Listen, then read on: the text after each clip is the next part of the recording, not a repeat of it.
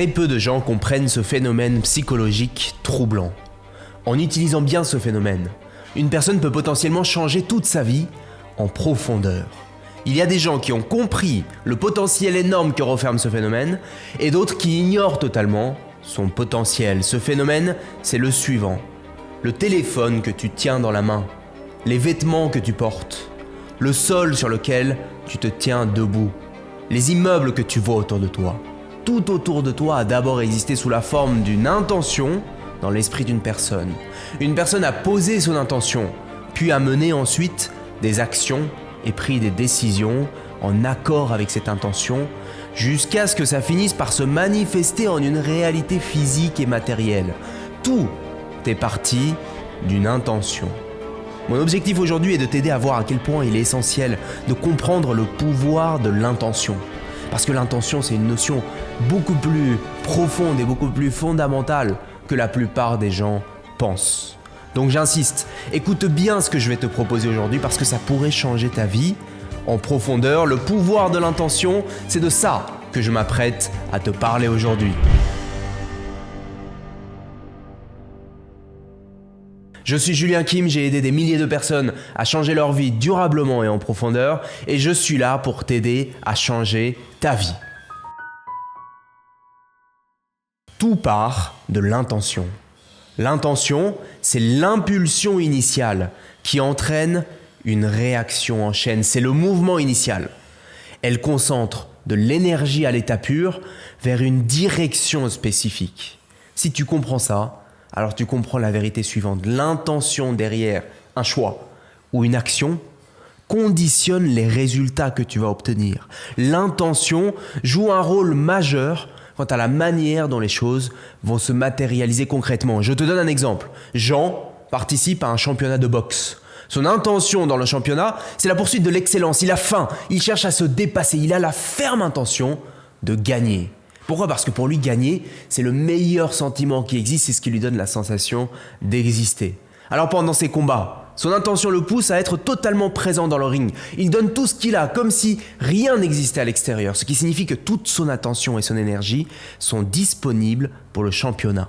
Rien ne le retient, il met une pression incroyable sur son adversaire et résultat, Jean finit par remporter tout le tournoi.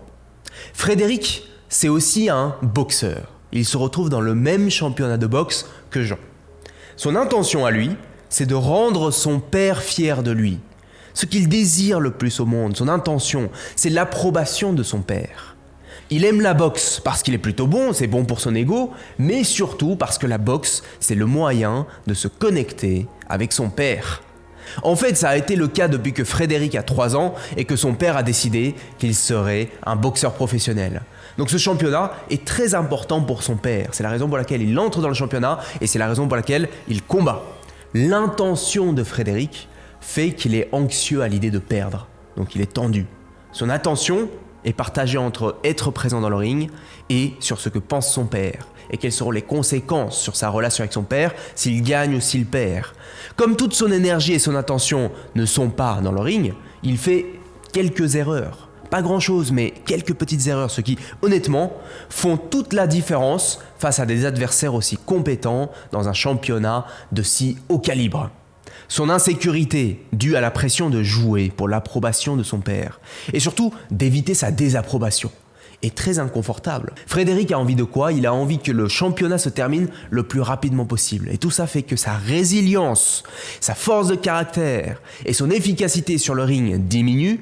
Frédéric, finalement, est rapidement éliminé du championnat en alignement avec son intention.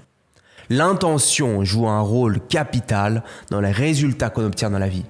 D'ailleurs, si tu rejoins l'un de nos parcours, tu verras qu'on apprend à poser l'intention de façon claire en début de chaque parcours parce que c'est quelque chose d'essentiel pour un changement profond et durable dans sa vie. Si tu veux obtenir un certain résultat dans ta vie, je te conseille de poser une intention. Je veux ceci, je veux cela, et de laisser cette intention faire son chemin jusqu'à se matérialiser. Pense à une voiture. Imagine que son conducteur sait exactement où il doit aller.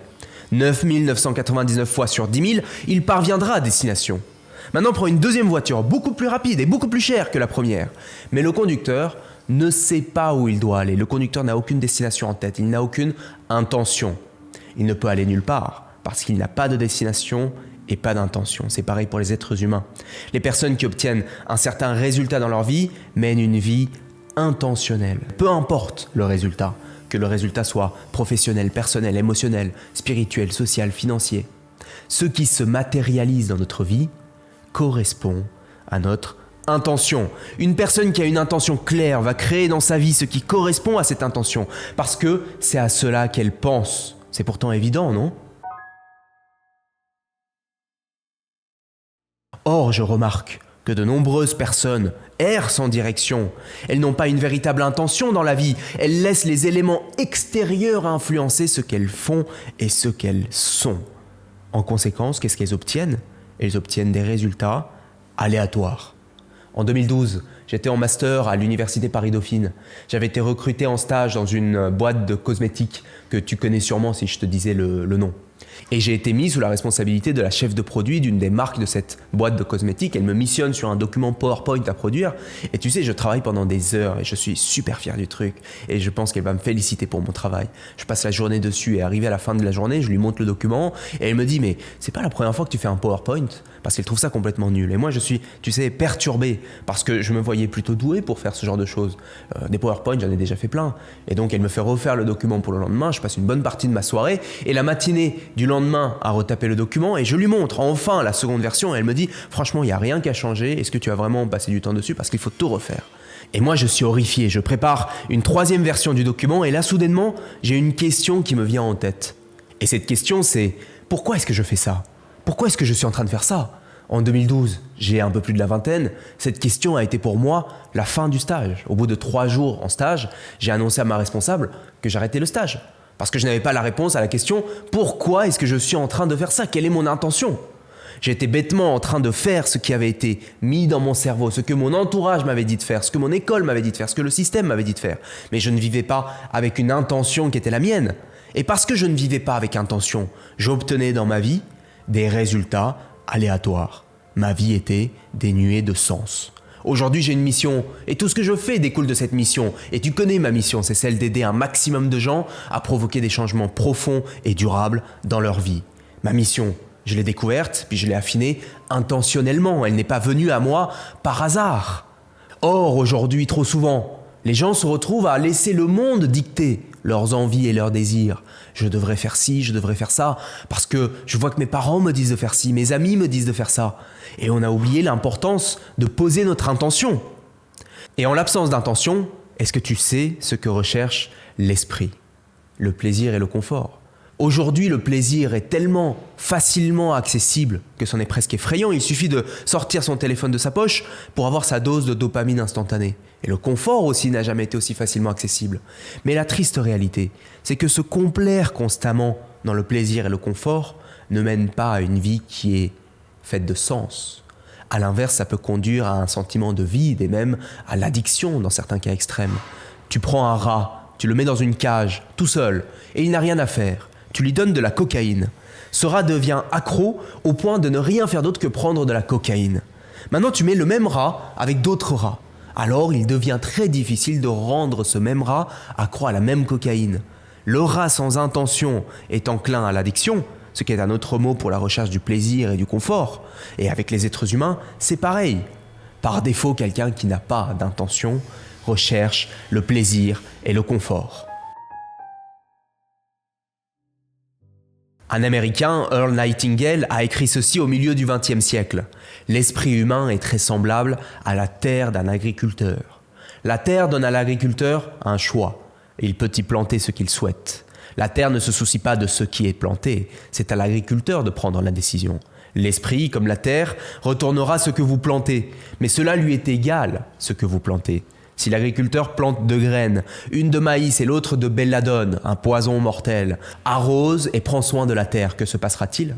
Rappelez-vous, la terre s'en fiche. Elle retournera le poison dans une abondance tout aussi merveilleuse qu'elle le ferait pour le maïs. Ainsi, les 2 plantes poussent, un maïs et un poison.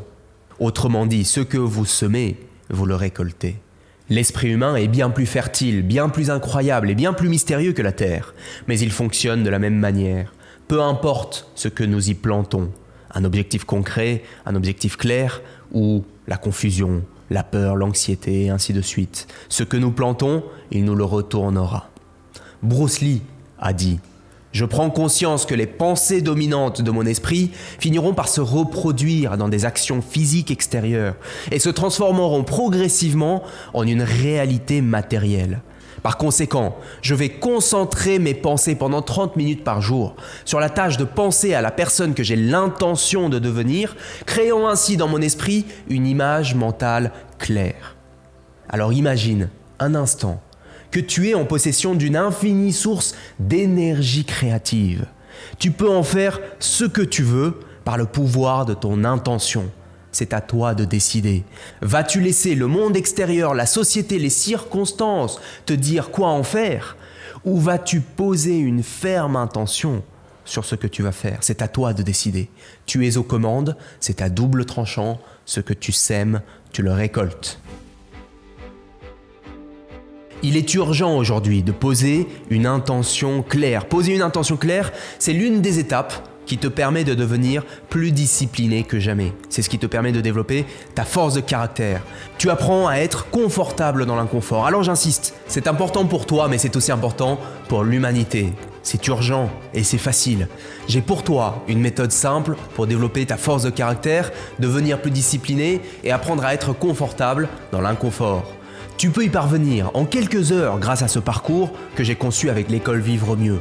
Si aujourd'hui tu t'intéresses à développer ta force de caractère, devenir plus discipliné et que tu veux vérifier si la méthode qu'on a pour toi est faite pour toi, alors clique sur le lien qui s'affiche ou sur le lien en description. Tu accéderas à une vidéo privée qui t'explique étape par étape ce qu'il faut faire pour apprendre à être confortable dans l'inconfort et de poser clairement une intention. Alors clique maintenant sur le lien qui s'affiche ou sur le lien qui se trouve en description pour visionner cette vidéo et je vais maintenant terminer avec une question.